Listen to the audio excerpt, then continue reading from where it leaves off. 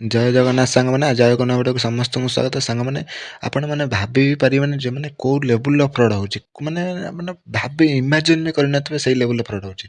ମାନେ କାହାକୁ ବି ଛାଡ଼ୁନାହାନ୍ତି, ନା ଛୋଟ ଛୁଆ, ନା ବୁଢ଼ା, ନା ବୁଢ଼ୀ, ନା କାହାକୁ। ଯେଉଁମାନେ ପାଠ ପଢ଼ୁଛନ୍ତି ସେମାନେ ଶିକ୍ଷିତ, ସେମାନେ ଭାବୁଛନ୍ତି ଆମେ ସବୁ ଜାଣିଛୁ, ସେମାନେ ବି ଠକାମିରେ ମାନେ ପଡ଼ିଯାଉଛନ୍ତି। ଦେଖନ୍ତୁ କ'ଣ ହେଇଛି ନା, ଏବେ ଯେଉଁ ଆମର ଆସିଛି କ'ଣ ନା, ଏ ଯେଉଁ ଆବାସ ଯୋଜନା ସର୍ଭେ ହେଉଛି।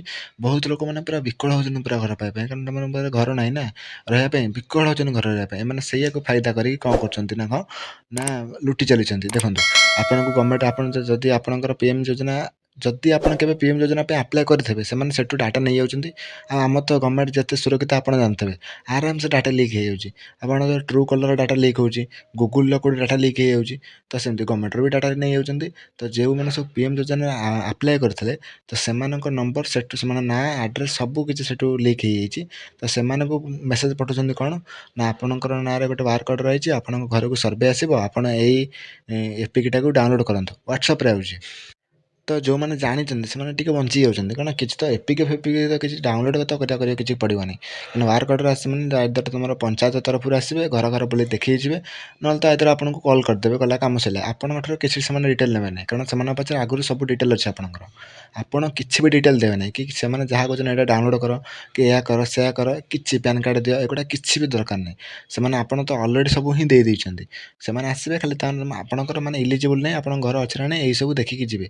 ତ ଏଗୁଡ଼ା ସବୁ ବେକାର ଝାମେଲା। ମାନେ ଯେଉଁ ହ୍ୱାଟ୍ସଆପ୍ରେ ଇଏ କର, ସିଏ କର, ଏଇ କାକୁ ସ୍କାନ୍ କର, ଏଗୁଡ଼ା କିଛି ବି କରିବେନି।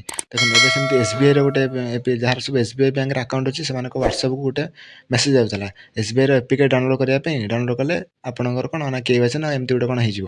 ତ ମୋ ସାଙ୍ଗ ପାଖକୁ ବି ସେମିତି ଯାଇଥିଲା, ସେମାନେ ବହୁତ ହଇରାଣ ହେଇଛନ୍ତି। ତାର ସବୁ ବ୍ୟାଙ୍କ ଡିଟେଲ୍ ଆଖି ପିଛୁଳାକେ ପଳେଇଲା, ସବୁ ବ୍ୟାଙ୍କ ଡିଟେଲ୍। ତ ସେ ତା ପୂର୍ବରୁ ବ୍ୟାଙ୍କକୁ ଯାଇ ତାର କାର୍ଡ଼ ଫାର୍ଡ଼ ସବୁ ଆକାଉଣ୍ଟ ଫାକାଉଣ୍ଟ ଟିକେ ଫ୍ରିଜ୍ କରିଦେଇଥିଲା କିଛି ସମୟ ପାଇଁ। ତ ଏଇଟା ତ, କିନ୍ତୁ ଯେଉଁମାନେ ବୁଢ଼ାବୁଢ଼ୀ ସେମାନେ କ'ଣ କରିବେ? ଧର ଯେଉଁମାନେ ଟିକେ ବୟସ୍କ ଲୋକ ସେମାନେ କ'ଣ କରିବେ? ସେମାନଙ୍କର ଧର ଆବାସ ଯୋଜନା ପାଇଁ ସେମାନେ ଲିଙ୍କ ଉପରେ କ୍ଲିକ୍ କରିଦେବେ, ତ ଆରାମସେ ତାଙ୍କର ସବୁ ଡିଟେଲ୍ ପଳେଇଲା। ଆଉ ଯଦି ବି କ'ଣ ତାଙ୍କର ଆକାଉଣ୍ଟରେ ଯଦି ନେଟ୍ ବ୍ୟାଙ୍କିଙ୍ଗ କରିବା, କି ଫୋନ୍ ପେ, ଗୁଗୁଲ୍ ପେ କିଛି ବି ଥିବ, ସେ ବି ପଳେଇଲା। ଘର ବି ଯିବ, ପଇସା ବି ଯିବ, ସବୁ ଯିବ।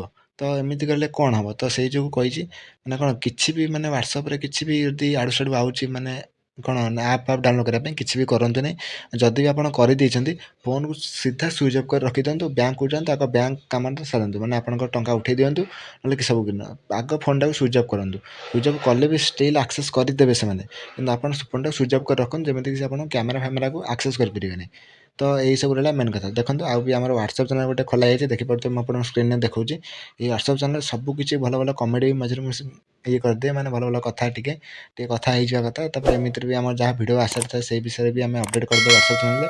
ଯଦି ଆପଣ ଚାହୁଁଛନ୍ତି ଆମ ସହ ଯୋଡ଼ିବା ପାଇଁ, ଆମର ହ୍ୱାଟ୍ସଆପ୍ ଚ୍ୟାନେଲ୍ ବି ଜଏନ୍ ହେଇଯାନ୍ତୁ, ନହେଲେ ଆମର ଇନଷ୍ଟାଗ୍ରାମ୍ ଆଇଡ଼ି ବି ଅଛି, ଆଉ ତଳେ ଲିଙ୍କ୍ ଦେଇଦେଇଛି ଡିସ୍କ୍ରିପ୍ସନ୍, ଆପଣ ଚାହିଁଲେ ସେଠି ବି ଯୋଡ଼ି ହେଇକି ରହିଯିବେ। ତ ସତର୍କ ରୁହନ୍ତୁ, ସୁରକ୍ଷିତ ରୁହନ୍ତୁ। ଆଜି ପାଇଁ ଏତିକି, ରହୁଛି। ଜୟ ହିନ୍ଦ, ଜୟ ଜଗନ୍ନାଥ।